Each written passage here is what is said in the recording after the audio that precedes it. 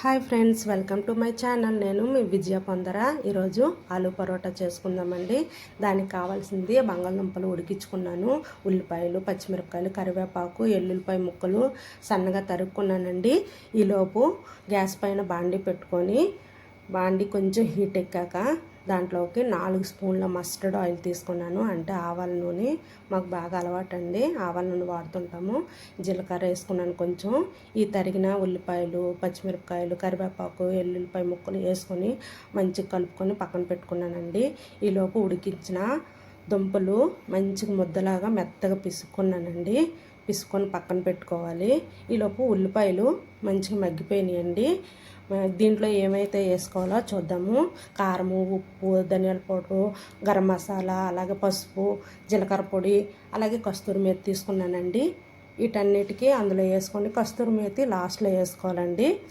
అయితే ఈ మంచిగా ఉడికిన తర్వాత ఆలు పేస్ట్ అయితే అందులో వేస్తానండి. వేసిన తర్వాత రెండు మంచి మిక్స్ అయ్యేలా కలుపుకోవాలండి. కలుపుకుంటే ఇందులో వేసినవన్నీ ఆలు పేస్ట్కి మంచిగా పట్టాలండి. అలా కలుపుకోవాలి. మంచి ముద్దలా అయిపోద్ది. తర్వాత నేను ఇందులోకి కస్తూరి మేతి అయితే వేసుకున్నాను. వేసుకొని బాగా కలుపుకొని వెంటనే స్టవ్ ఆఫ్ చేసేయాలండి. ఈలోపు ఆ పేస్టు చక్కగా చల్లారిద్ది. ఈలోపు గ్యాస్ పైన ప్యాన్ పెట్టుకొని అది సిమ్లో పెట్టుకోవాలండి. ఈలోపు నేను ఆటాను కలుపుకొని ముందే పక్కన పెట్టుకున్నాను. అది చిన్న బౌల్లో రౌండ్గా తీసుకొని ముద్దలాగా ఒక కూరగిన్నె ఇలా చేయాలండి. అందులోకి ఆలు పేస్ట్ వేసి చక్కగా అన్ని వైపులా కవర్ చేసుకొని మంచిగా రౌండ్గా చేసుకోవాలండి. చేసుకున్నాక కొంచెం పిండి వేసుకొని చక్కగా, అంటే బయటికి ఆ పేస్ట్ రాకుండా నెమ్మదిగా ఒత్తుకోవాలండి.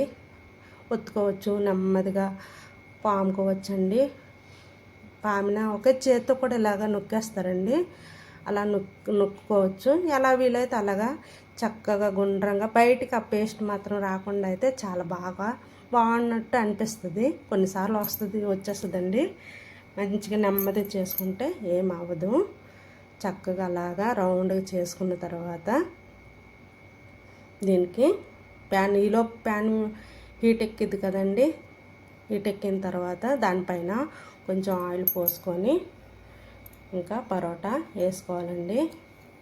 వేసుకొని కొంచెం సిమ్లో పెట్టుకొని రెండు వైపులా మంచి కలర్ వచ్చేలాగా వేయించుకోవాలి. మధ్యలో కొంచెం నూనె పోసుకోవాలండి. ఎందుకంటే మంచిగా పరోటా అంటే నూనె కంపల్సరీ పడుతుందండి. నూనె వాడకూడదంటే కుదరదు. ఎందుకంటే పరోటా అంటే కొంచెం ఆయిల్ పడుతుంది. అలాగే ఈలోపు ఇంకోటి కూడా చేసుకుంటున్నాను నేను. అది అటు అవుతూ ఉంది, ఇటువైపు ఇంకోటి కూడా నేను రెడీ చేస్తున్నానండి. అంతే, ప్లేటింగ్ చేసుకున్నాను. చూడండి ఫ్రెండ్స్.